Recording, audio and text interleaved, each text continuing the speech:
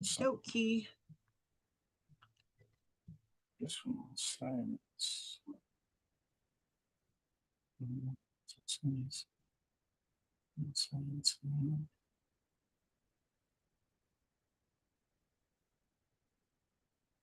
It is all about our personal finance. 16 minutes gone to 5. Yours truly is Joy Ure, and definitely have Hans Mba riding shotgun with me. Oh, by the way, you are also part of the program. But to get into the program itself, talking about personal finance, hey, I want to know, how are you managing? What are you doing to improve your situation? Wondering what I'm talking about? Well, on personal finance today, we'll be touching on food along with transportation because it seems to be the highest expenditure item for the average Nigerian. And I say this because there's been the report. Yes, we weren't able to take it yesterday, but we're going to focus on it today. There's the Jollof report. And I know when you hear Jollof, you're like, is it spicy? Is it smoky? What exactly? Well, we all love our Jollof rice, but there's also the cost to it. And that is what we are going to be touching on today. Today, we're taking a look at the latest report, that is the Jollof Index from the SBM Intelligence team. And it is going to be an exciting one because we have David Olujinmi with us. He's the financial analyst at SBM Intelligence. Good evening, David. Glad to have you with us. Hi, good evening, everyone. Good evening. It's nice to be here again. Sorry for yesterday. Nah, yesterday has gone. Today's today. Let's let's tackle Yeah. it.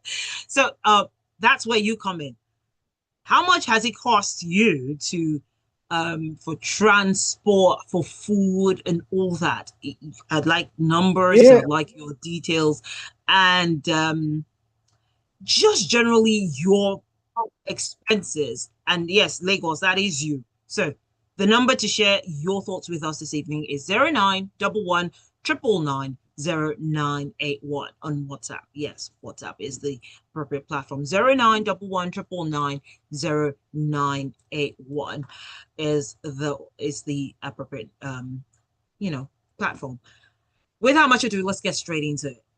We all love our jollof, like that was as I said at the outset, and the cost right now to make a pot of jollof seems to be interesting. But I wonder how you came about using jollof rice as the index measure for your Yeah. report. I was going Come to. on. Come on. So the thing here is that come to think about it, it's the Mhm. which other food can you say is eaten by Nigerians across board? Oh, boy, it's jollof rice. So yeah.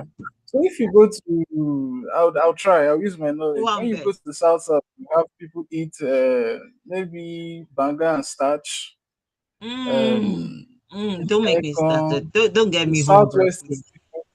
In the southwest, people don't eat banga and starch. It's the same way they don't eat amala in the south. In the north, they eat Fair a lot enough. of tuwo. Many people in the south have never tasted tuwo in their lives. So there's just one index. There's one food item. There's one generally across board from the southeast to the south Acceptable. south to the north central.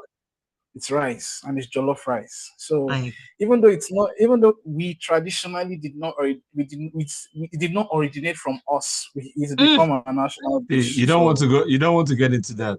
It's no, fights. It's let's not get fights. into that. But it's become our national dish. It's a symbol of Nigeria at this point. Yes. So, and it's a food that is eaten. Rice has become the most eaten staple food in the country at the moment. I agree. So, when you want to track food inflation in Nigeria, you want to track it month on month. There is no other index. If even for the MBS, one of the most important factors in tracking food inflation is the price of rice. Now, in our own case, we now track other condiments. We track fish, we track chicken, we track turkey, we track tomatoes, peppers, onions, oil. So we track about 12 of them to give like a wide and comprehensive overview of food Right. inflation from region to region, from city to city in Nigeria. Mm. Yeah, so and it's we've been doing it that since 2016. All right. So it is Yeah. accurate. Is it accurate to call it an inflation measure? Or would you say food Food inflation measure?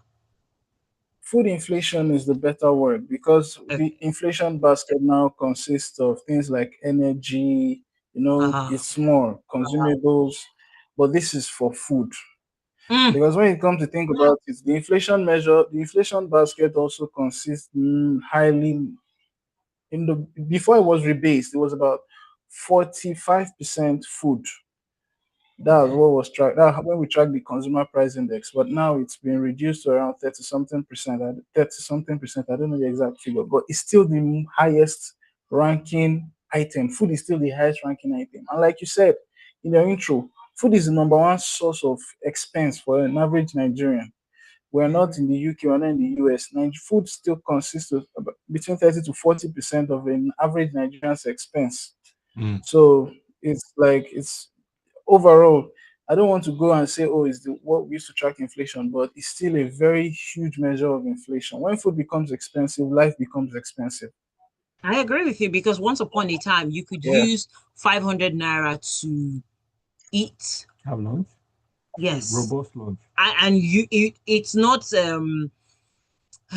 it's not the one that you cry and stand up. You would yeah, be well fed with you've been well 500 fed. naira Yeah. was a big deal. You could have your turkey. You depend on So, the so place you now are. let me give you a fun fact. So since we started Okay. tracking this index in 2016, since we started tracking the index in 2016, Mm. the a pot of jollof has soared by 490% Mm. from when we started tracking it till the latest figure that we have today. So across in the south it's soared by 490%. I think in the north central it's gone up by about 468%. The southeast has recorded not mild, but it's 441% is not mild, but the lowest of them are relatively. So it's you can see the spike. That's a times Mm. four increase in the price of food, and this is even considering the fact that we've rebased. So if you check the title of of the report, we talk about rebasing a lot because we rebased some of the. We had to like an average Nigerian doesn't consume now when we're talking of the volume of tomato paste of the past. It's not the volume of tomato paste of Right today. now. The same Right. thing with the kilo of chicken that they would use to cook. So Mm. some of those things we've had to like bring in like the context of okay, the What it was reality of like. Nigeria today.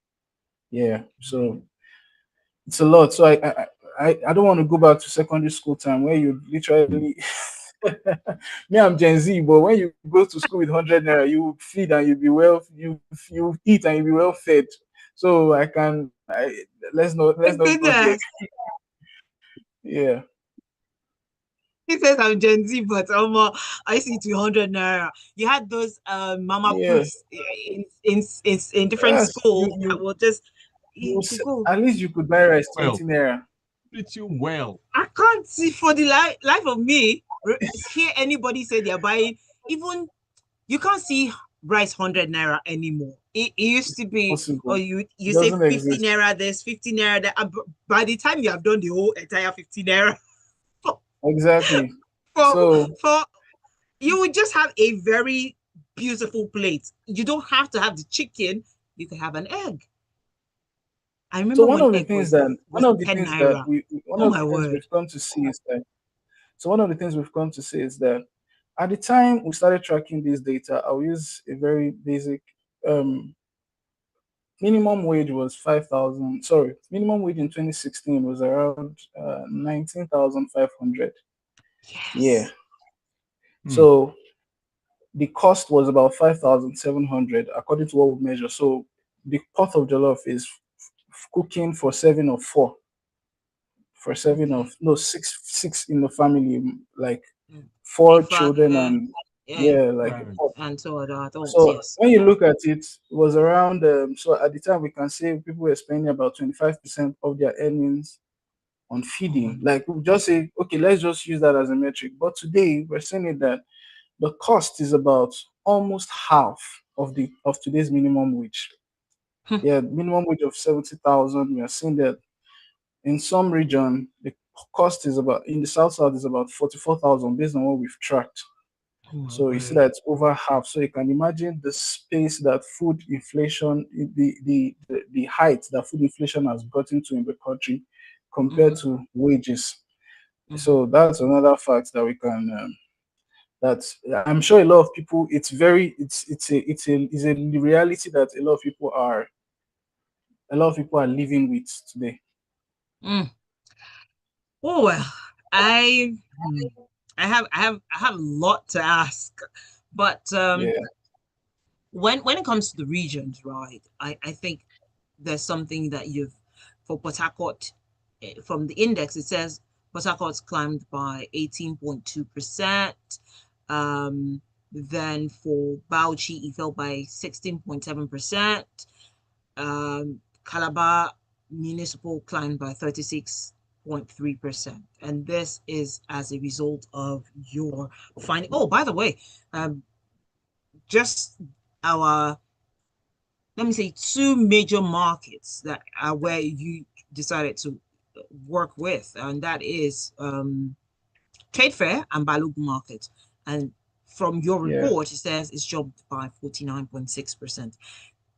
Break this down for a 5-year-old so they understand what these percentages mean where uh, the report is concerned. Because, yes, I know we've been talking about the cost of, oh, by the way, the cost of pepper and tatashi and has spiked. And I think it's about a month now. I was having a conversation with Hans, and I saw a post where a lady put up a 10-liter bucket of jollof rice went for 75.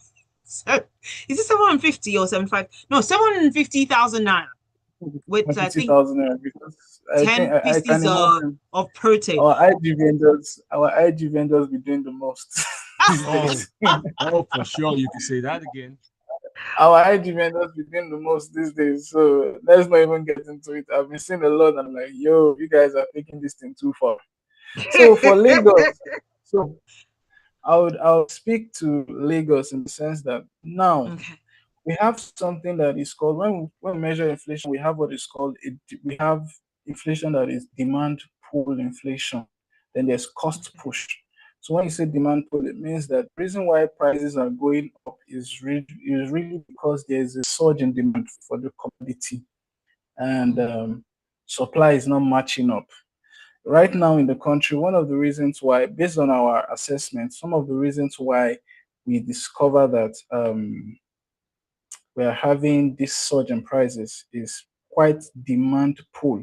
Now I'll explain in the sense that all the markets we track, most of the markets we track, there was one consistent issue: short okay. supply. Everybody says, okay, they run out of Oh. tomatoes quickly. So there's that tendency to spike the price, when Mm, this is basic elasticity of demand and supply. When there is so much demand, then the prices go up essentially. So, but one thing I would say is that there's a structural side to it in the sense that there's a reason why there's not sufficient supply. That's where we now get into the part of persistent rainfalls, bad roads, logistics mhm. coming into play. Logistics Mhm. coming into play in the sense that for a number of the those rural communities, rural farming communities, as Right. immediately rainy season started, access to their They, communities became a big issue. So they have mm, to spike prices. And I'm sure that it's something that these are issues that you would naturally say, okay, local government, state governors start to look at these issues and fix them. right. I've heard of something called the rural access, rural areas access ramp. Basically, it's a whole. The point of it It's a is improve project for, roads.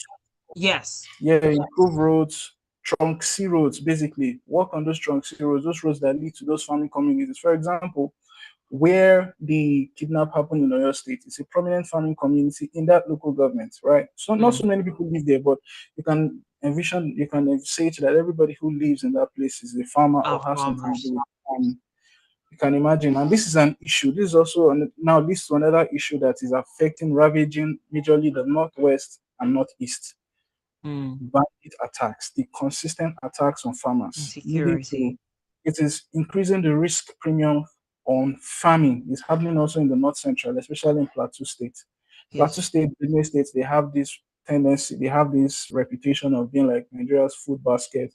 So that Mm-hmm. the belt of Plateau, Benue, Taraba, they have a huge reputation for being like a For source of being a lot of food right, right in the right. country. So there's that issue of these attacks, these Mm. farmer header clashes that never ending. It's heightened the premium, the risk premium of going to the farm to actually farm and harvest. So in Right. addition to road infrastructure being an issue, then we Mm-hmm. also have these security issues, these security incidents that have acted, that have come into play. All But right. in a But state, I'll but pause your thoughts for now. We'll take a okay, quick breather. When we get back in, we will continue because I still, there's still much more to get in where your report is concerned. You've touched a bit on oh, weather, you've touched a bit on how the floods are also impacting, but there's still much more yeah, to unpack. So we'll touch on that on the other side of this quick breather. Don't move a muscle. Stay glued. Smooth 98.1.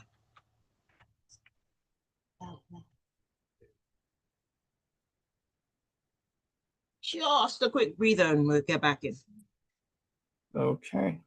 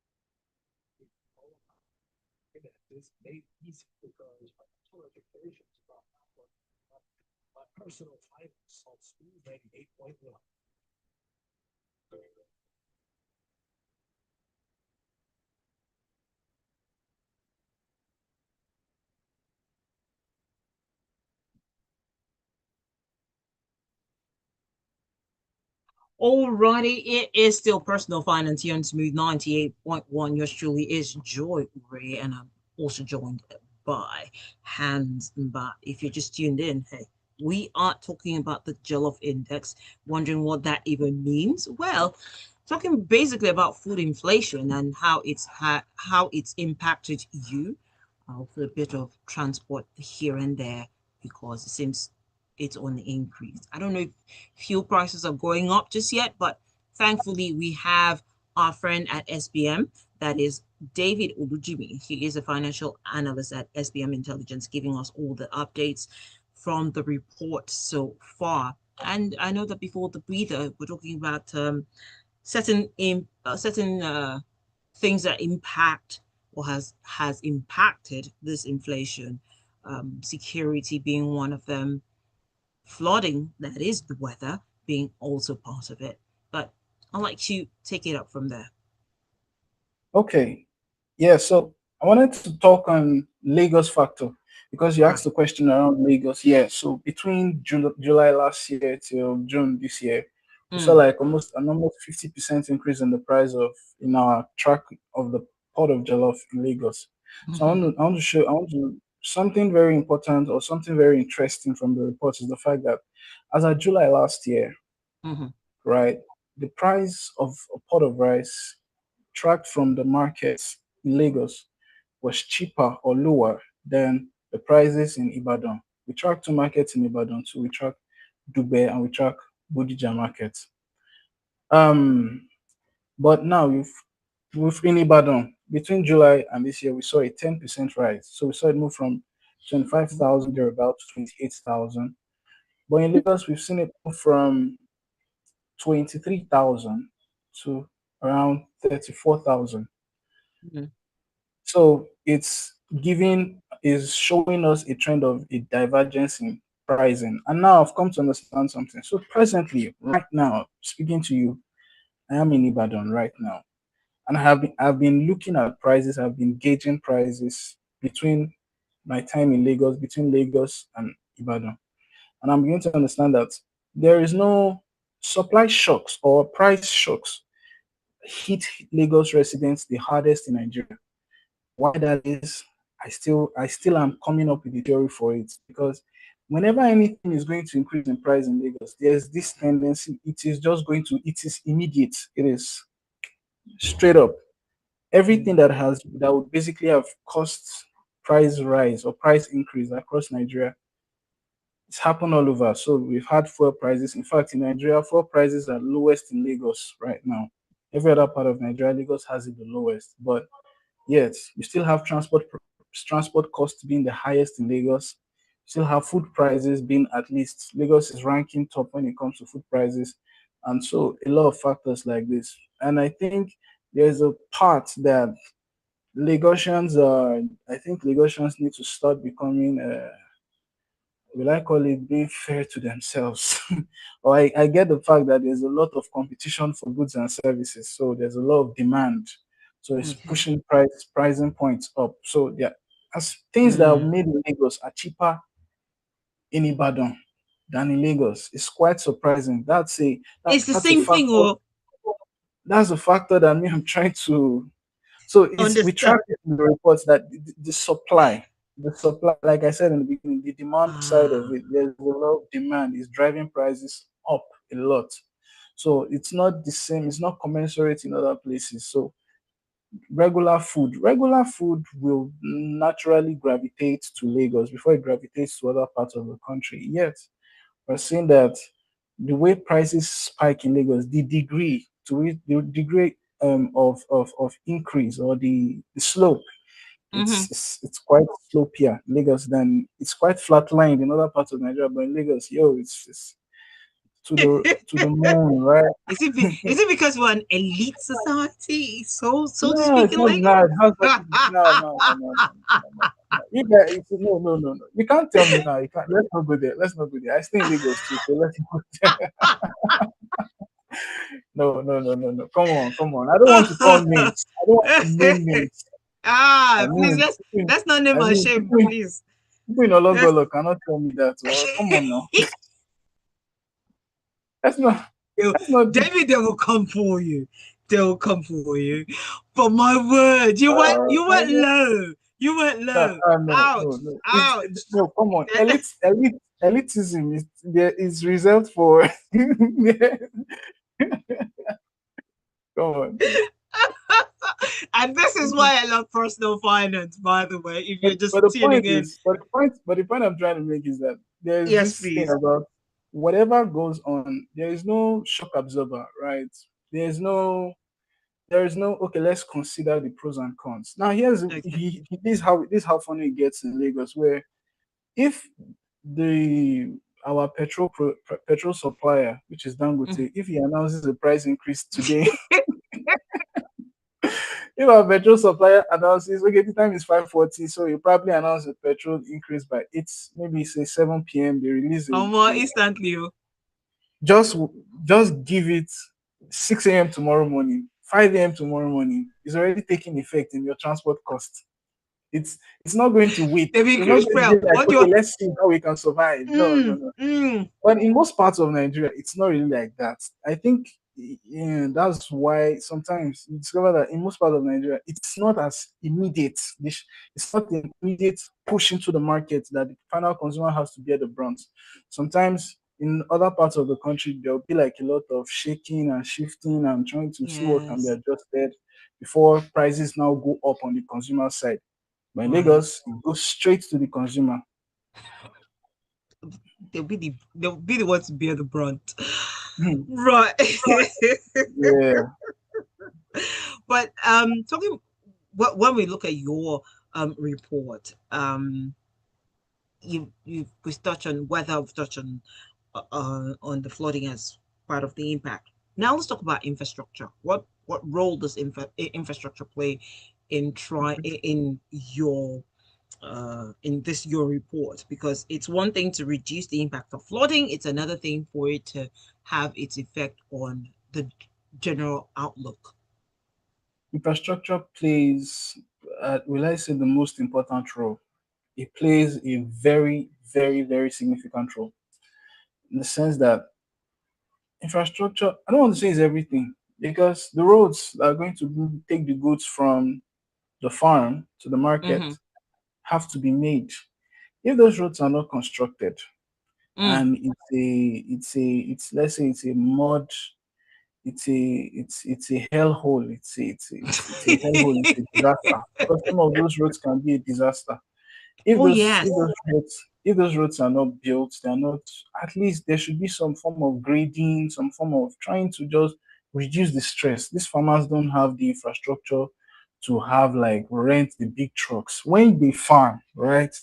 Mm. The number one source of taking it away from the farm is their Is bikes. there? Their bikes.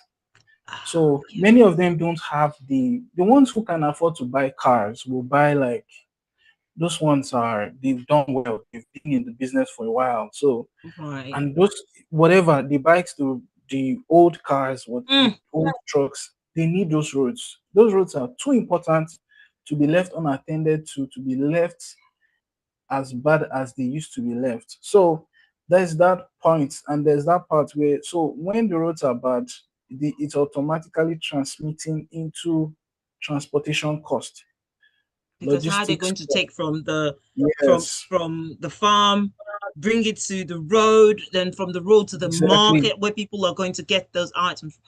That's a whole lot, actually. Because another thing you not even come to understand is that a lot of the farms are now located away from the roads, like they're located quite inside. Some of them used to be Yes, located indeed. in quite Yeah. inner, because the roads, the lands that are on the roads are not farming lands. They're usually No. owned.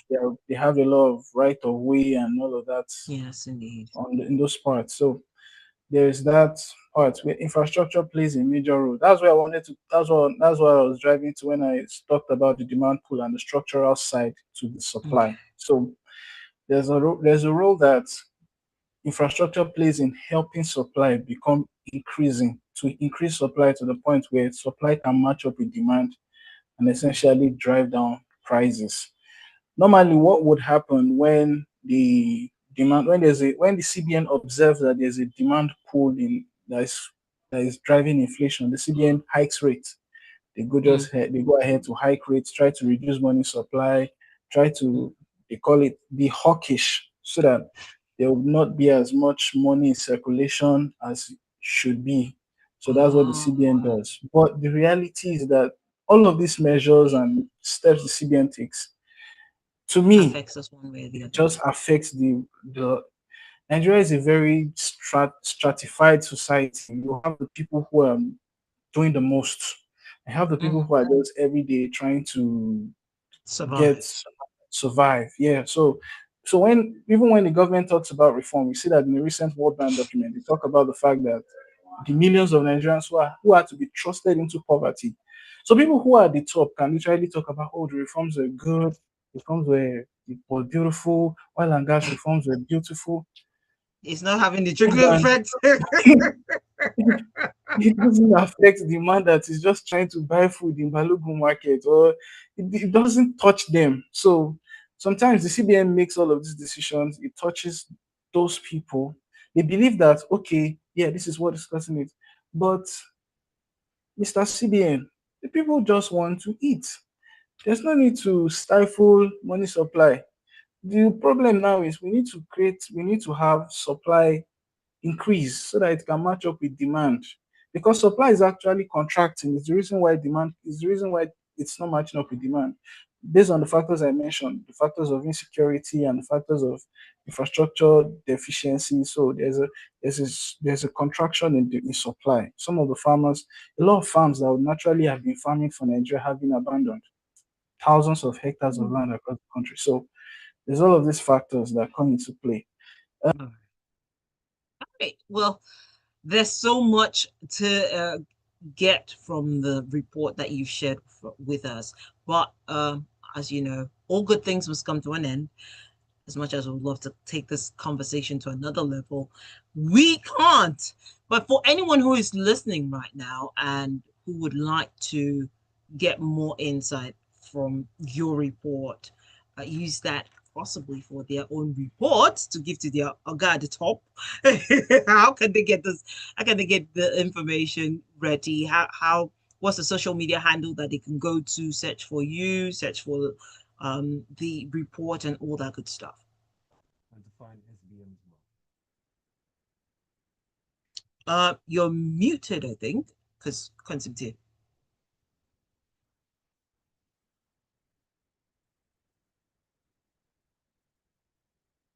Okay. Still can't hear you. I think your mic has got uh technology doing you a one up. Okay, can you hear me now? Right. Okay, so it's on our website, sbmintel.com. Yeah, we have it on our website, sbmintel.com.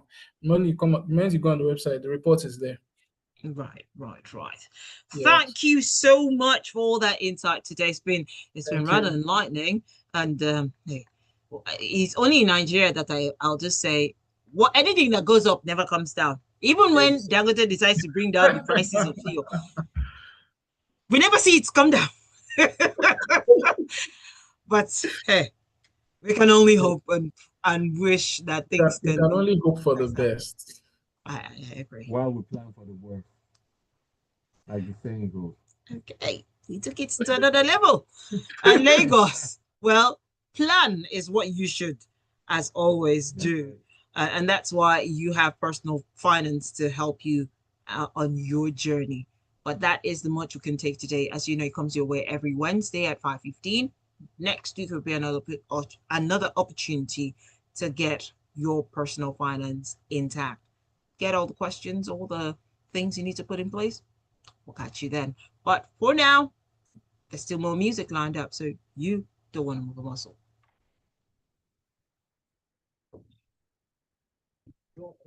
Thank you. Thank you so much. All right.